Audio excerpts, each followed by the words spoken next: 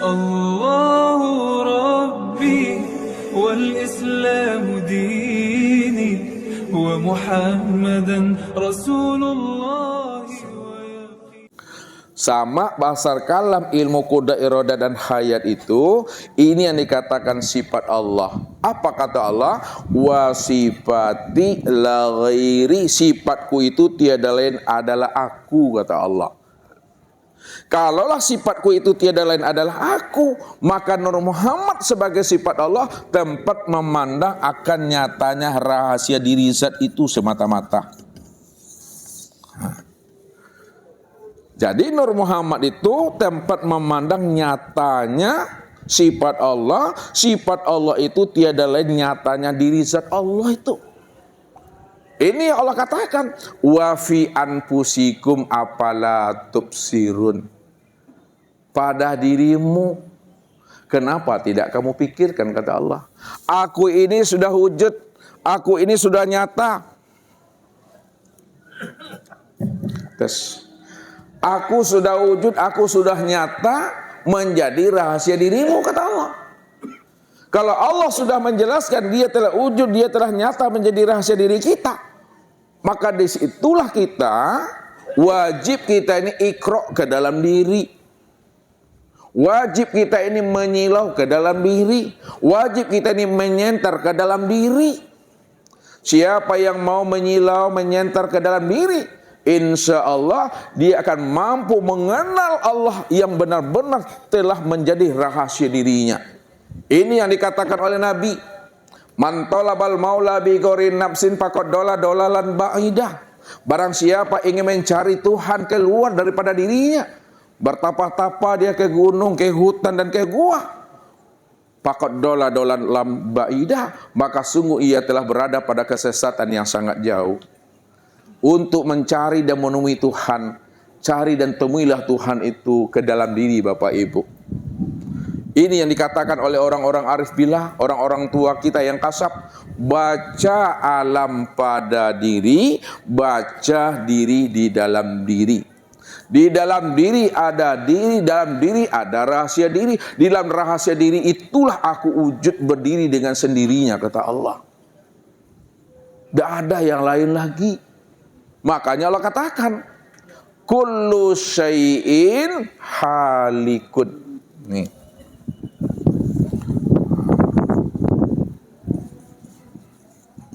Illa wajhahu. Tiap-tiap segala sesuatu hakikatnya halik, binasa. Mana yang dikatakan sesuatu? Yang dikatakan sesuatu itu sekalian alam, langit dan bumi dalam bentuk rupa yang berbeda. Hakikatnya tidak ada. Kalaulah tiap-tiap segala sesuatu hakikatnya tidak ada, illa wajahahu, yang ada secara mutlak hanyalah zat, hanyalah Allah semata-mata. Nah, maka pertanyaan Ustadz, adakah yang wujud selain Allah? Ada. Adakah alam selain Allah? Adakah sesuatu selain Allah? Adakah yang melihat, mendengar, berkata, mengetahui, berkuasa, berkehendak dan hidup selain Allah? Tidak ada. Hanya dia cuma satu-satunya. Disinilah letaknya Allah itu ahad. Makna ahad itu adalah esa. Esa itu maknanya satu. Satu itu maknanya tunggal. Tunggal itu maknanya tiada berbilang. Tiada berbilang itu maksudnya hanya dia satu-satunya. Nah, hanya dia satu-satunya. Hanya dia satu-satunya itu maksudnya tidak ada diri yang lain selain daripada dirinya. Nah, tidak ada diri yang lain selain daripada dirinya.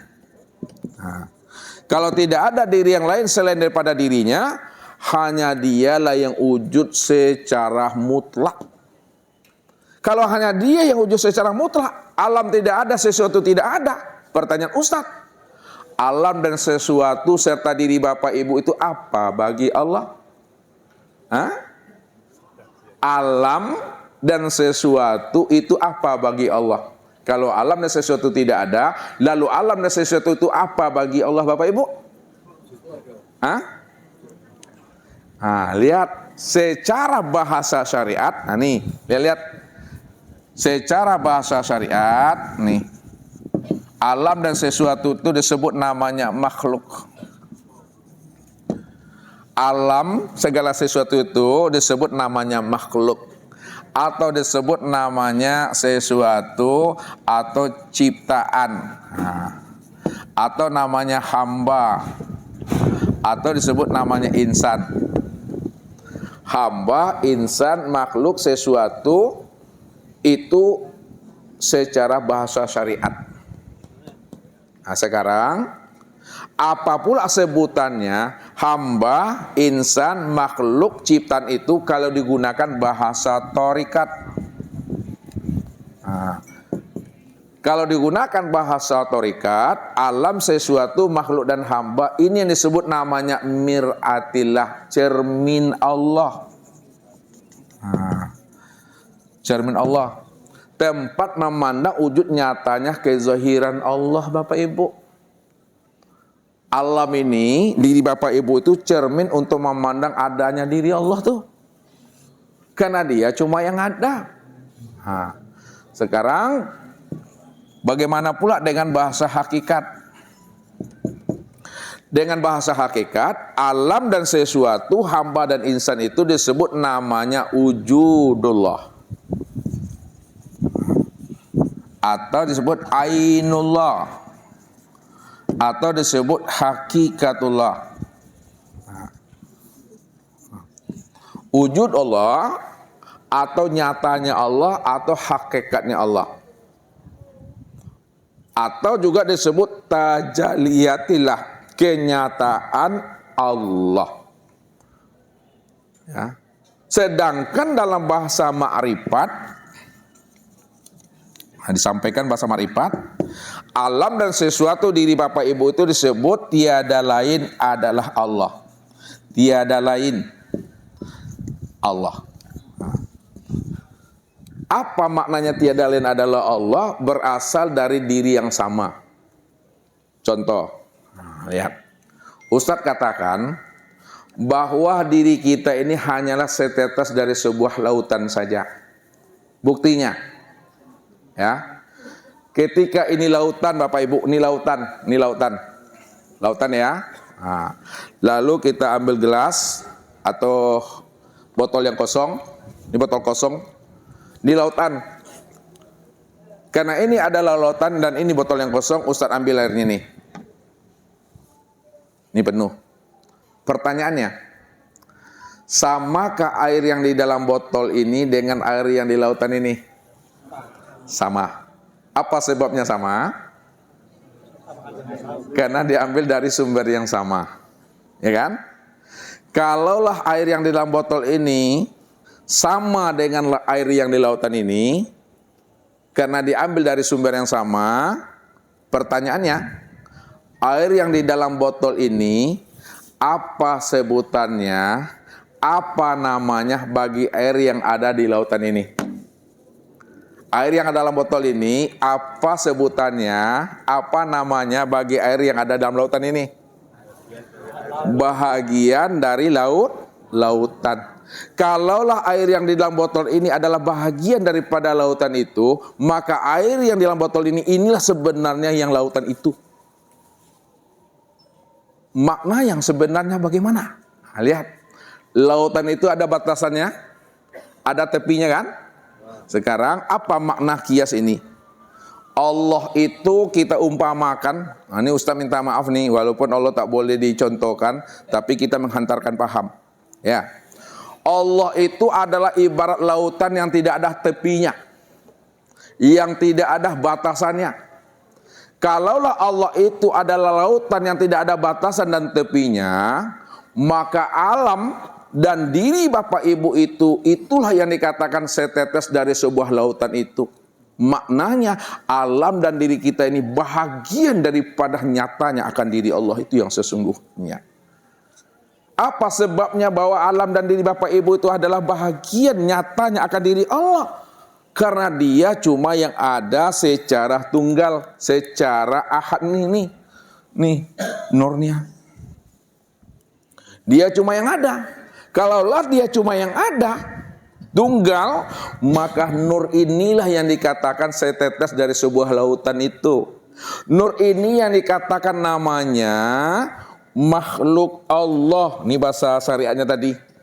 Nur itu yang dikatakan ciptaan Allah. Nur itu yang dikatakan sesuatu secara bahasa syariat. Secara bahasa torikat, nur itulah yang disebut namanya mir'atilah, cermin untuk memandang akan diri Allah.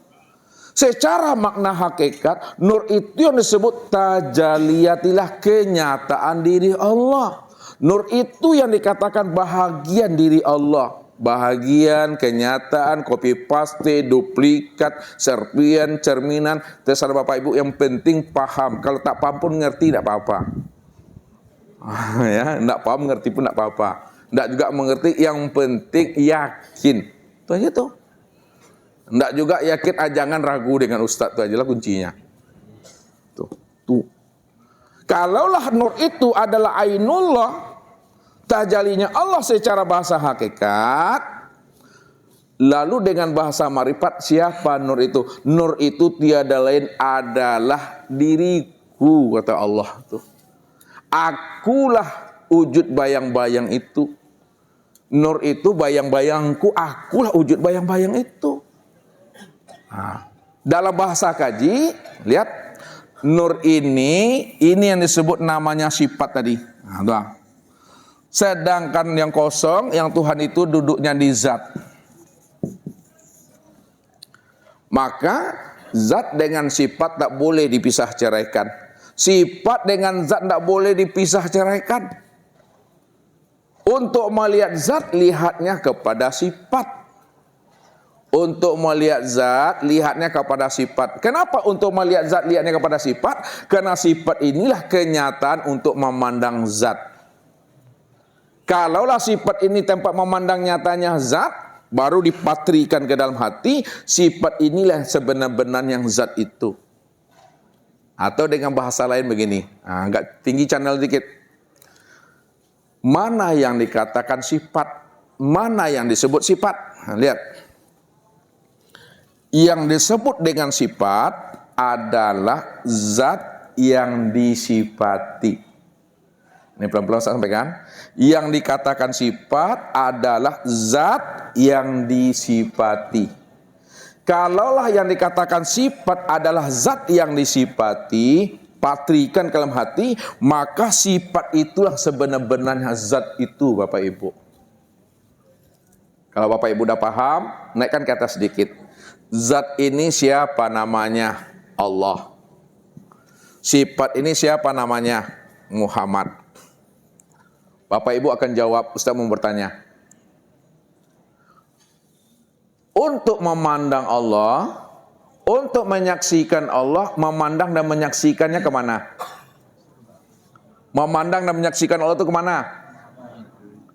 Halo?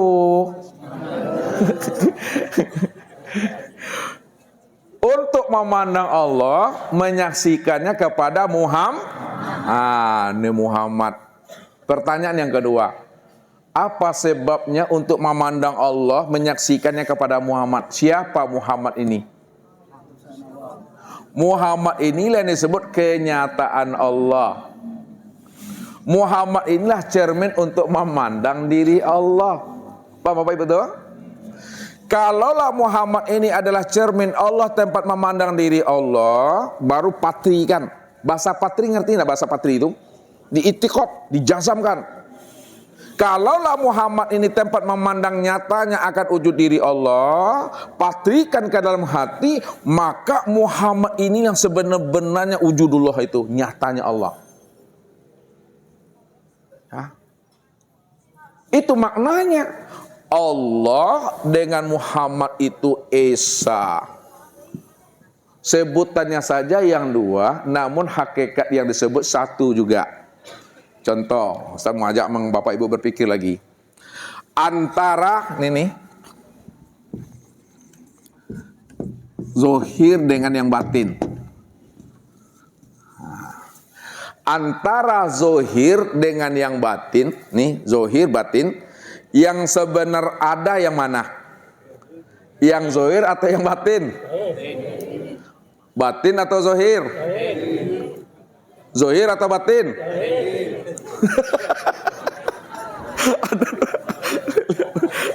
Lihat ini, sampai paham. Kalau nak paham Bapak Ibu Ustaz pulang aja lagi. Antara zohir dengan batin, yang sebenar ada, yang sebenar wujud, yang mana ulang lagi? Bapak yang mana? Zohir. Ibu-ibu? Berbeda pendapat ulama, Pak. Lihat. Biar Ustaz yang jawabnya. Antara zohir dengan yang batin, yang sebenar wujud, yang sebenar ada itu adalah yang batin. Ini cita kita yang tadi ini, Yang sebenar wujud, yang sebenar nyata itu adalah yang batin. Kalaulah yang sebenar wujud itu yang batin, lalu yang zohir ini apa bagi yang batin? Apa namanya? Yang zohir inilah ini disebut kenyataan yang batin. Kalaulah yang zohir ini kenyataan yang batin, patrikan ke dalam dada, maka sesungguhnya yang zohir inilah sebenar-benarnya diri yang batin itu yang sebenarnya.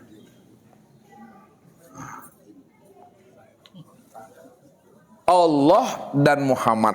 Ini Ustaz bawakan ke situ biar Bapak Ibu mudah memahaminya. Allah itu diri yang batin. Muhammad itu diri yang zohir. Kalau Allah adalah diri yang batin, Muhammad diri yang zahir, ya, Ustaz mau nanya, antara Allah dengan Muhammad, Muhammad dengan Allah, yang sebenar wujud yang mana? Allah yang sebenar wujud. Kalaulah Allah yang sebenar wujud, lalu Muhammad ini apa bagi Allah? Ulang lagi. Kalaulah Allah yang sebenar wujud, maka Muhammad ini apa bagi Allah? Bahagian kenyataan wujud Allah. Patri dalam hati ini ya, bahasa itu. Kalaulah Muhammad ini bahagian kenyataan wujud Allah, maka Muhammad ini yang sebenar-benarnya Allah itu yang sesungguhnya. Kalaulah sifat itu tempat memandang diri zat, karena sifat ini kenyataan zat, maka sifat inilah sebenar-benarnya zat itu. Ya, ketika memandang sifat terpandang zat itu.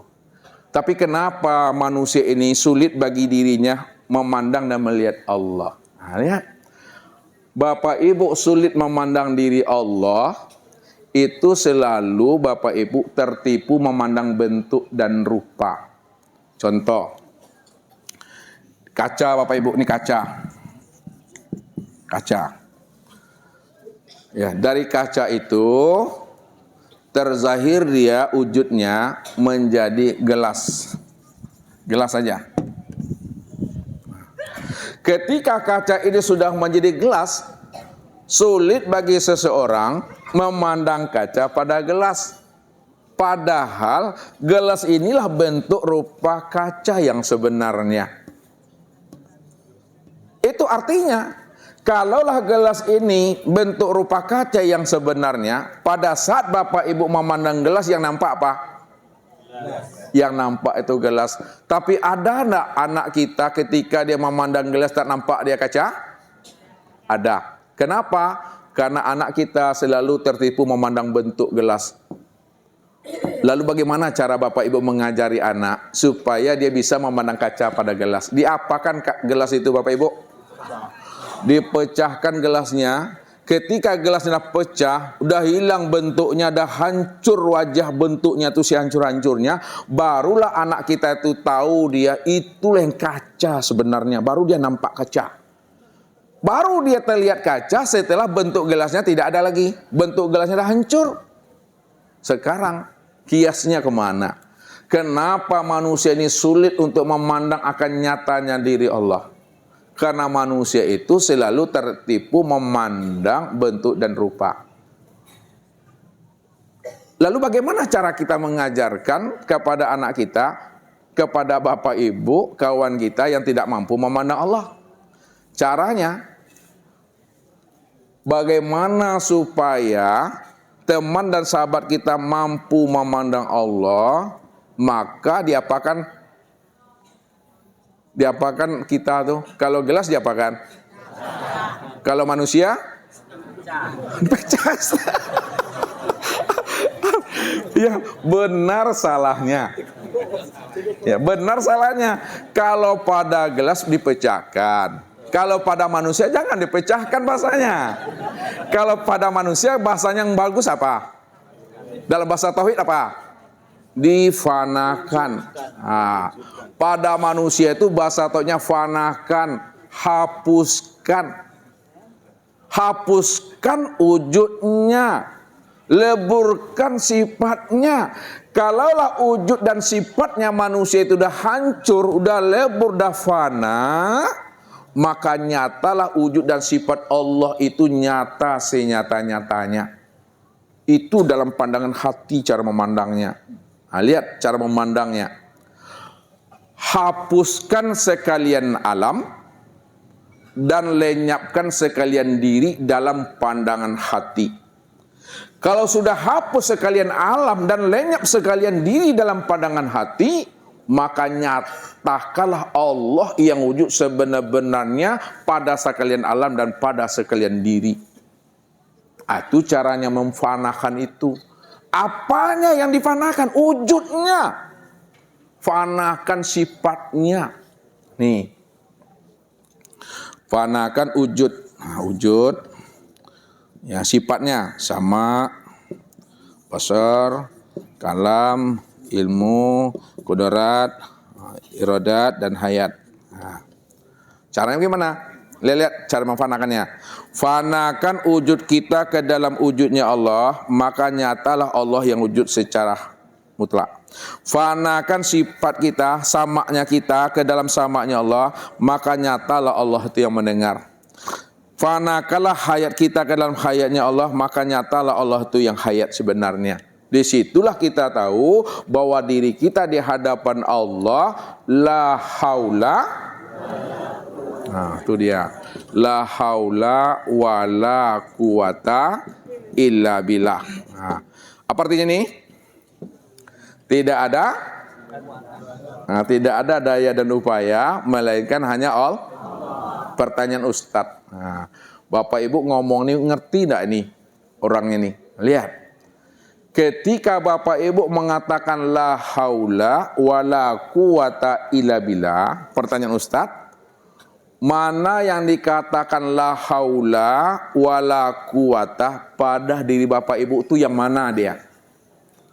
Yang dikatakan la haula wala quwata pada diri Bapak Ibu itu yang mananya? Coba kasih tahu Ustadz. Fisik. Tuh dia, alhamdulillah Buya kita nih. Yang dikatakan itu adalah fisik, yaitu tubuh. Ini yang dikatakan la haula wala quwata ini ini hakikatnya tiada. Hakikatnya buta, tuli, bisu, lemah, papah, bodoh, mati. Ini bangkai ini cangkangnya. Ini casingnya nih. Ini sarungnya aja nih. Kalaulah inilah haula wala quwata, pertanyaan yang kedua, mana yang katakan illa billah pada diri Bapak Ibu? Ya, yang mana dia Pak Buya?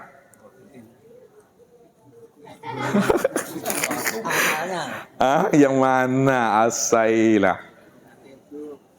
Kalaulah inilah haula wala quwata, yang mana yang illa billah pada diri Bapak Ibu tuh? Yang diri yang illa billah pada diri Bapak Ibu tuh yang ruh ini Kalau tidak ada ruh, bisa ada bergerak pada ini? Bisakah hidup? Bisakah melihat? Tidak bisa. Lihatlah kawan kita yang lebih dahulu pulang dan kembalinya daripada kita. Dia punya mata, dia punya telinga, dia punya mulut, dia punya tangan, dia punya kaki. Ketika Bapak Ibu seru dia, yang sudah berpulang tuh, Assalamualaikum Pak, bangunlah Pak, kami datang ramai-ramai sini Pak. Bisakah dia menjawab? Digini-ginikan ya, halo. Kedip-kedip ke matanya? Nah, apa sebabnya tuh? Karena ruhnya tak ada. Rupanya yang ilah billah itu yang ruh. Siapa ruh itu? Ini lihat tadi nih. Siapa ruh itu? Nih. Lihat. Siapa ruh itu? Ruh itu adalah tapi jangan berhenti di ayat. Siapa si hayat? Adalah nur. Siapa nur? Itu adalah sifat. Siapa sifat itu? Itu adalah zat. Ini yang Allah maksud. Wa fi anfusikum afala tubsirun wa'lamu anna fikum Rasulullah. Nah, ini dari ujung-ujung kaji kita nih, Pak. Wa'lamu anna fikum Rasulullah. Ketahuilah olehmu bahwa di dalam dirimu itu ada Rasul Allah. Rasul Allah itu di dalam kita mengaji disingkat namanya dengan rasa. Rasul Allah itu disingkat namanya dengan rasa. Apa singkatan rasa? Rasul Allah. Apa arti Rasul Allah? Rasul Allah apa artinya? Utusan Allah. Kalaulah rasa disingkat dengan Rasul Allah itu artinya utusan Allah. Mana yang dikatakan utusan Allah yang ada di dalam diri Bapak Ibu? Ini yang ruh tadi. Ini yang ruh tuh. Ini yang utusan Allah. Mana yang utusan Allah? Itu yang hayat, yang hidup tuh. Siapa yang hidup? Itu yang nur. Siapa nur? Itu yang sifat. Siapa sifat? Itu zat yang semata-mata. Makanya Allah katakan, awalam yatafakkaru fi anfusihim. Kenapa kamu tidak mau memikirkan siapa rahasia dirimu yang sebenarnya? Apakah kamu yang ada atau aku, kata Allah? Atau aku ada, kamu ada juga? Atau aku saja yang ada? Atau kamu saja yang ada, kata Tuhan? Yang ada secara mutlak, tidak ada diri yang lain, melainkan hanya Dia semata-mata, itu adalah Allah. Ini yang Bapak Ibu isbatkan di dalam diri dengan membaca kulimah la ilaha illallah. Nih lihat.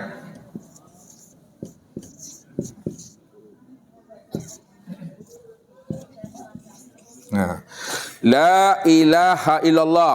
Apa artinya itu Bapak Ibu? Tiada Tuhan selain Allah. Itu terjemah ya. Kalau maknanya tiada yang wujud dan yang nyata melainkan hanya Allah. Ini nafi isbat. Mana yang kalimah nafi, mana yang kalimah isbat. Ini Bapak Ibu mesti paham. Yang dikatakan kalimah nafi, la ilaha, ini nafi ini. Nafi itu mentiadakan. Illallah, ini yang disebut kalimah isbat. Isbat itu menetapkan. La ilaha illallah, nafi dan isbat. Pertanyaannya, kalaulah la ilaha kalimah nafi dan illallah kalimah isbat, mana yang Bapak Ibu nafikan pada diri dan mana pula yang Bapak Ibu isbatkan pada diri? Mana yang dinafikan pada diri? Ya la ilaha nafi. Yang mana yang Bapak nafikan pada diri Bapak? Yang ditiadakan tuh.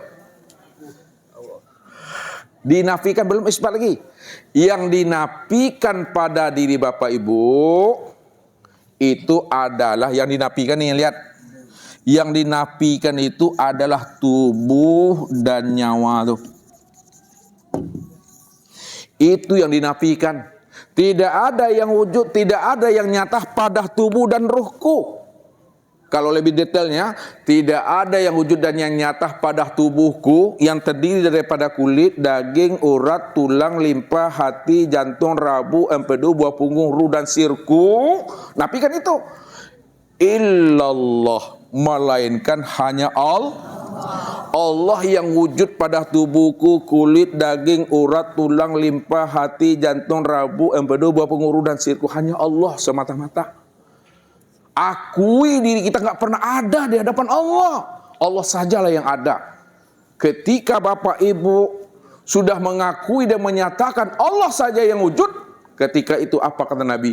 Man arafallahu kala lisanahu.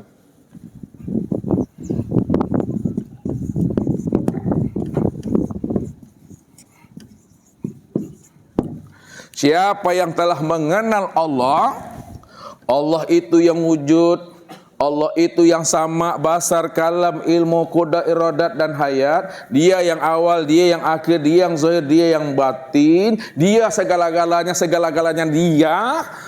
Kala lisanahu, keluh lidah Bapak Ibu. Apa makna keluh? Kata yang tiada terkatakan. Tak bisa Bapak Ibu ngomong lagi. Kenapa? Apa yang diomongkan, apa yang dibicarakan hanya dia juga Bapak Ibu. Itulah yang maksud al-abid wal ma'bud wahid, yang menyembah dengan yang disembah ada satu wujudnya. Ketika itu tidak ada lagi dinding pembatas antara abid dan ma'bud, dah satu dia. Kalau bahasa Ustaz, buliknya lah bisa digolongkan, picak lah bisa dilayangkan. Tidak tahu Bapak Ibu artinya itu. Bulatnya tuh, ini bulat, nah ini ke opal yang lonjong ya. Ah, bulatnya enggak lebih bulat, bola kasti, bola futsal. Bulatnya tuh begini kan. Ah, ada bisa digulingkan. Kalau pipi dia, nih kayak pipi, picak, bahasa Ustaz picak apa tuh namanya kita tuh, picak, pipi. Udah bisa dilayangkan tuh. Ha. Artinya apa? Orang yang telah mengenal Allah sempurna zahir dan batin, tak ada lagi alam, tak ada lagi sesuatu, tak ada lagi dirinya, melainkan dialah yang nyata pada alam, sesuatu pada dirinya. Ketika itu diam saja Bapak Bu, hening. Nah, itulah kesimpulan makrifat tuh. Nah, ini kesempurnaan makrifat bagi Bapak Ibu itu adalah diam. Tidak ada kata dan tidak ada suara. La sautun wala harpun. Apa makna diam? Ya, jangan nanti Bapak Ibu pulang dari sini diam-diam saja. Kenapa? Udah marifat. Disuruh sama abang buat teh, buat kopi, diam aja. Dan apa? Udah marifat kata Ustaz, diam aja lagi. Bukan diam tidak berkata, bukan diam tidak menyebut. Makna diam itu maksudnya paham. Itu yang katakan diam di dalam paham nih. Diam di dalam paham. Paham di dalam kesadaran, tuh. Sadar di dalam keheningan. Nah. Hening di dalam kepatuhan.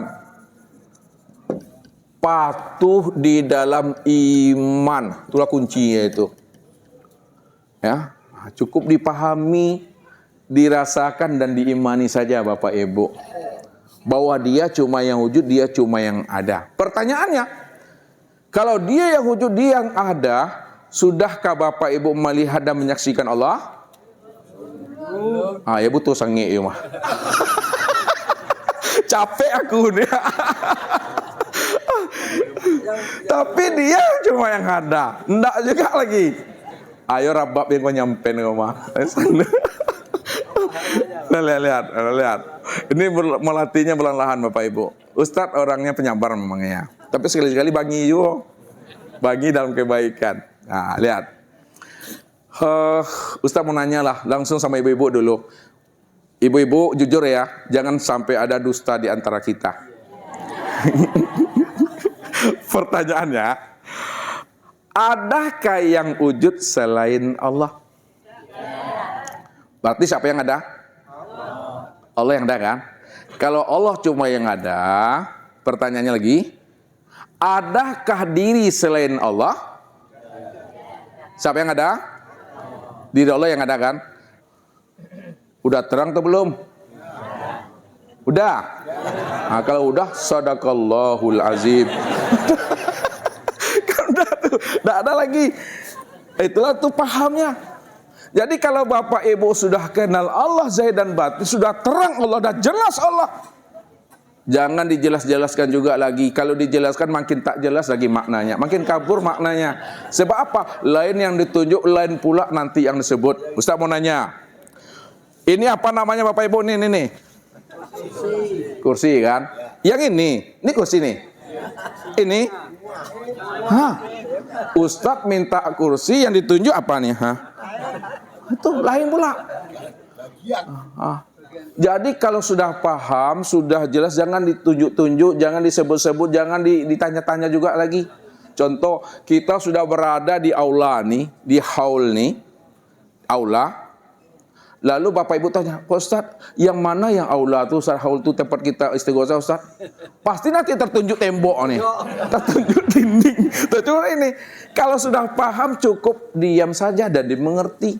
Maknanya, kalau Bapak Ibu sudah mengenal Allah, Allah yang wujud, Allah yang awal, Allah yang akhir, Allah yang zahir, Allah yang batin, tidak ada diri yang lain selain hanya dirinya, hanya dia semata-mata, maka jangan ditunjuk-tunjuk juga, yang mana ya Allah itu Ustaz? Nih, tunjuk tangan.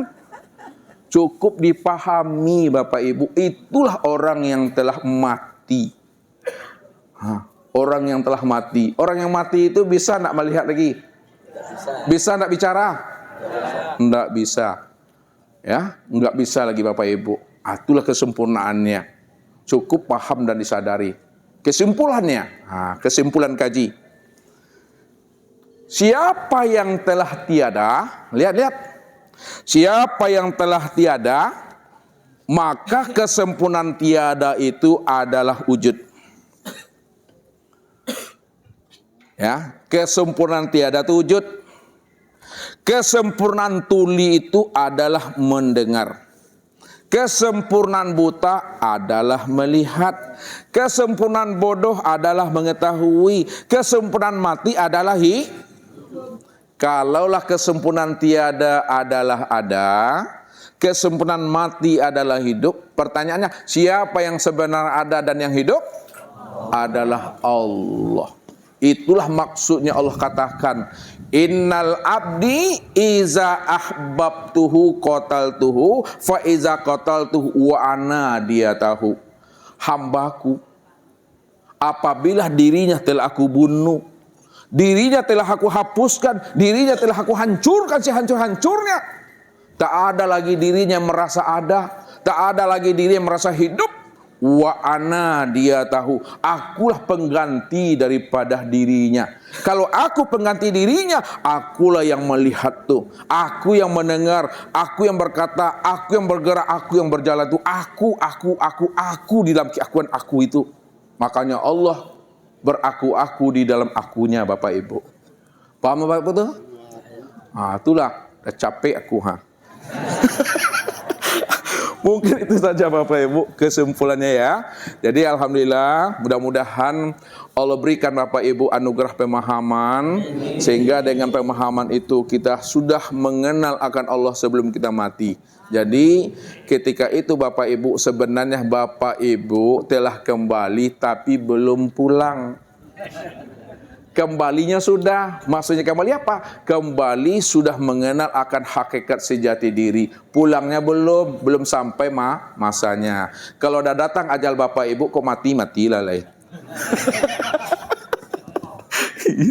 Jadi kalau udah mati, maka Bapak Ibu ini sudah boleh disebut almarhum dan almarhumah. Jadi panggilan almarhum almarhumah itu bagi orang yang dah mati itu. Almarhum apa artinya?